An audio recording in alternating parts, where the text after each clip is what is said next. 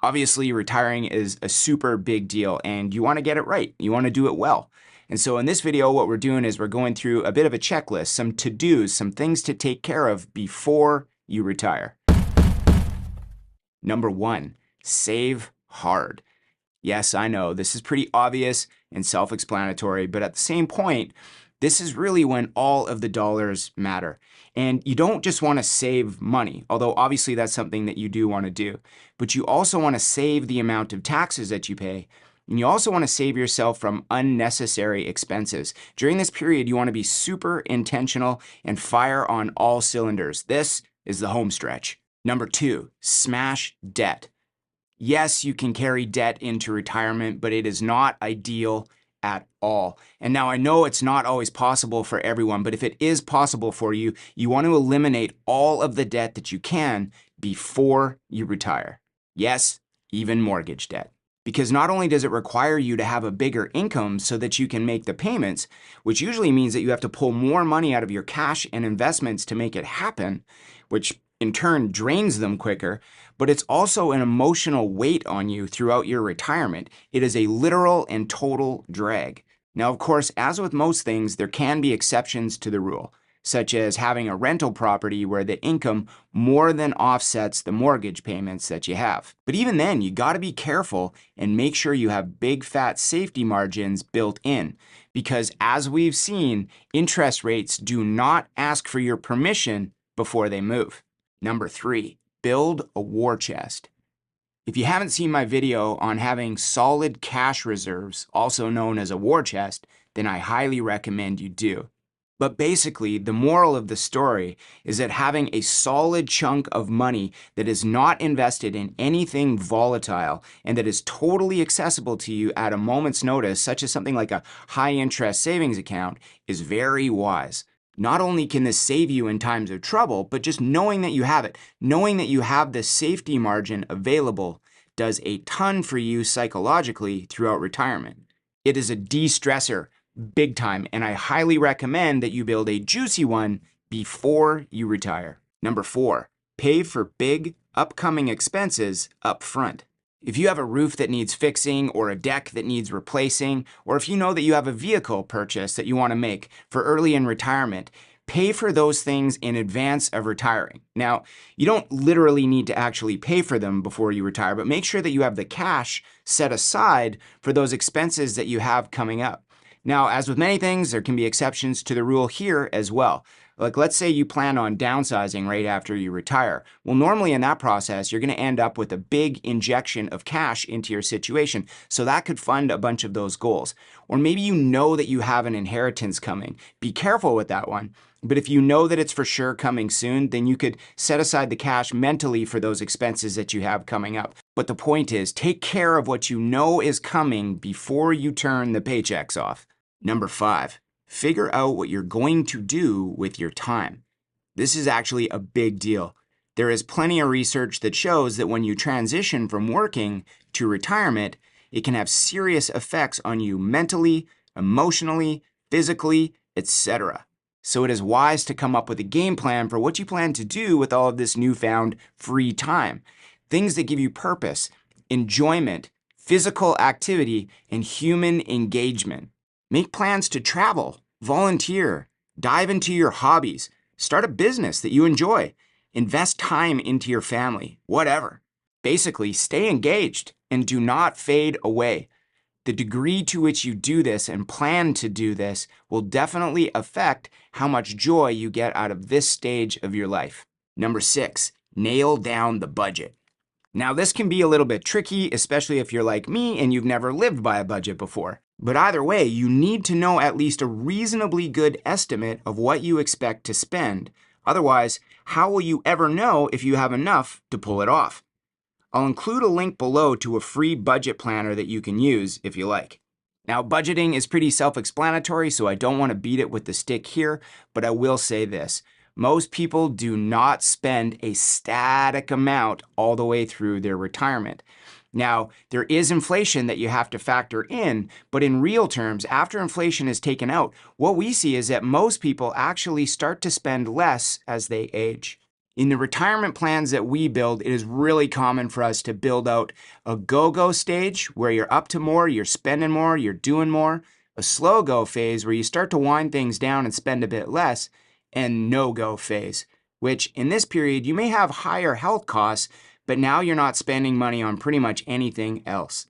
Of course, you can tweak this to your own needs and plan for however you want, but the fact is, you do want to make sure that you include this kind of thinking in your planning because it can make a dramatic difference in how much cash flow you actually have throughout your retirement, especially during the earlier years where you typically want to spend more. Number 7, test your budget.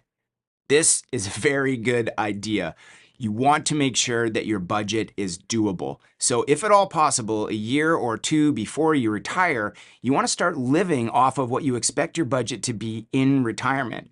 Now, obviously, if you find that very doable, then that's awesome. But if you find it not doable, then you need to recalibrate.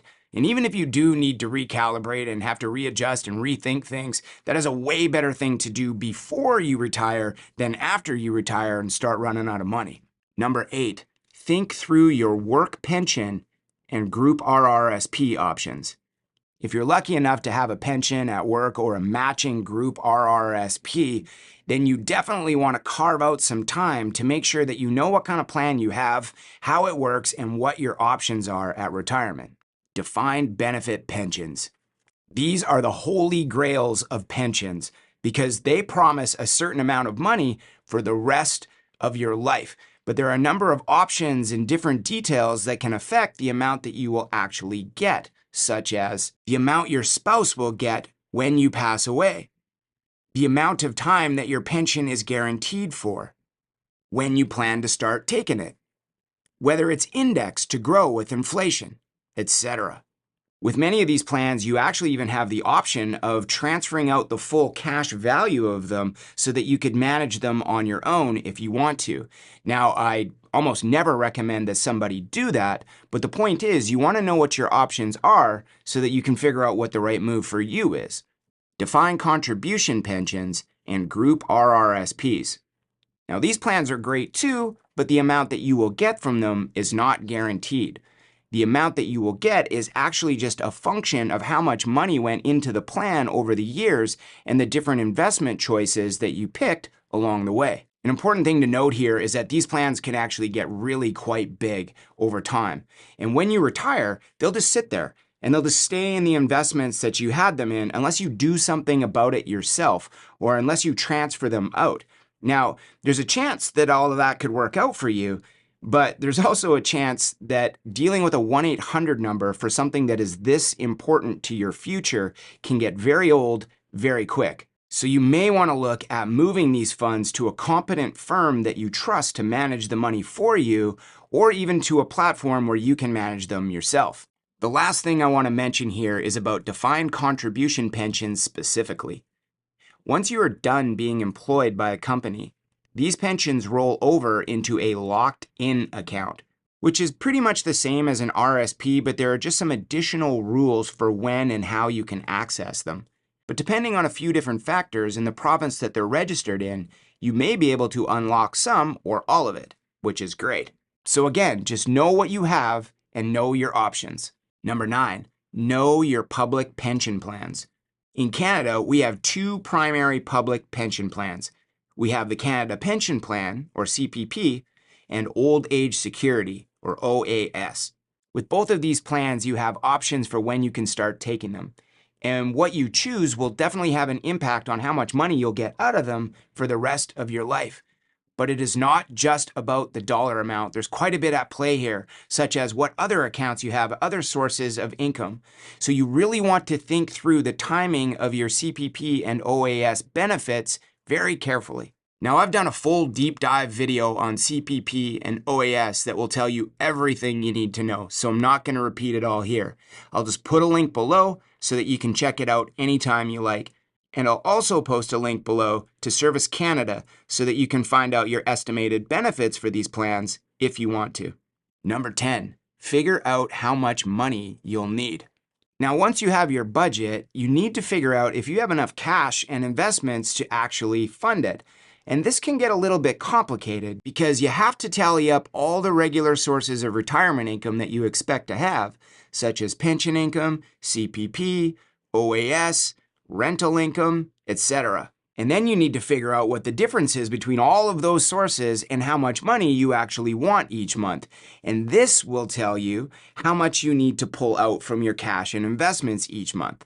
For instance, if you need $6,000 each month and your pension incomes total $4,000, and those are the only other sources of retirement income that you have, well then you know that you need to take $2,000 from your investments to top you up. But then you need to factor in inflation, and you have to make sure that you actually have enough cash and investments to make it all the way through your retirement. So yes, it can get a little bit tricky, but don't worry, I have a detailed video on how you can figure all of this out as well. The link is below. 11, build out a tax strategy. Okay, this one is next level, and this is something that we do for clients all of the time.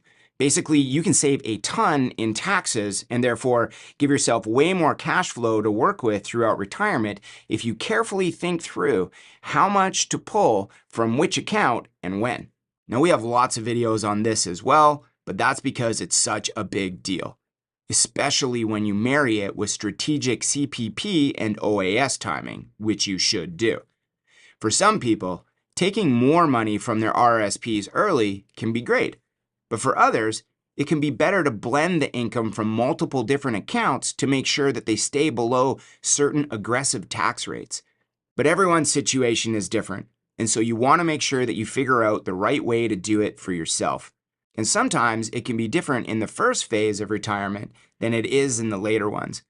But regardless, thinking it out properly is a big deal and can lead to significant increases in your retirement cash flow and your estate value. No doubt about it. Number 12, stress test your plan. Now, it's wonderful to build a big, shiny, pretty retirement plan and get all of your ducks in a row. But if you don't throw some hard times at your plan and see how it holds up under the pressure, then there's a decent chance that you're just building your plans on sand, which is not something that you want to do with a multi-decade income plan that leads you into some of your most vulnerable years.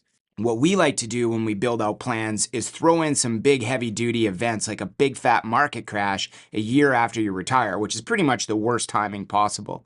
We also like to try out lame returns. So what does it look like if you get poorer returns for the rest of your life? Or really high inflation. I mean, not even that high, like just 4%. What does that look like over the long run? Or what if you live longer? We try out all these things and we see what it looks like if your plan were to suffer those things. And then we think about strategies for how to mitigate them if they were to happen. Now, I get it. This can be tricky without fancy software like we have. But there are things that you can do on your own, such as using extra conservative returns in your calculations. Basically, if you plan to have less returns than what you're actually expecting to get, then that will build in some natural buffer into your plan. You can also plan to live an extra long life. And basically what this looks like is just adding maybe 5-10 years to what you expect to live and see if you have enough assets to make it for that long. And another one that you can do is just simply plan for more income than you actually need each month. So what this does is actually builds up a safety buffer into your plan every month. I love this because you can actually use this excess to keep topping up your war chest that we talked about earlier. 13, consolidate RRSP accounts. Now, you don't have to do this, but I can tell you that if you don't do this, you will wish that you had. You see, when you're done putting money into an RRSP and are ready to start drawing an income out of it, what happens is you convert that RRSP into what is called a RIF account. And for each RIF account that you have, you will need to set up investment instructions and withdrawal instructions. And each RIF account will have withholding tax implications that you will need to track so that you can figure out if you're overpaying or underpaying tax for the year. And each RIF account will have its own tax slips too.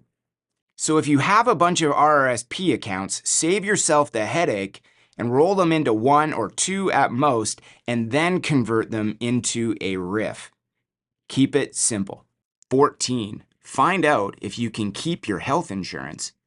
If you happen to have a health insurance package through work, you definitely want to look into what your options are for keeping it after you retire. Now, you may not want it or you may not find that it's worth the cost, but if you have the option of keeping it, then it is probably the most cost-effective option that you're ever going to find. It's probably going to be way cheaper than trying to find a new plan later once you're retired. But again, as with most of these things that we talked about today, you just want to make sure that you know your options in advance. And that, folks, is a wrap.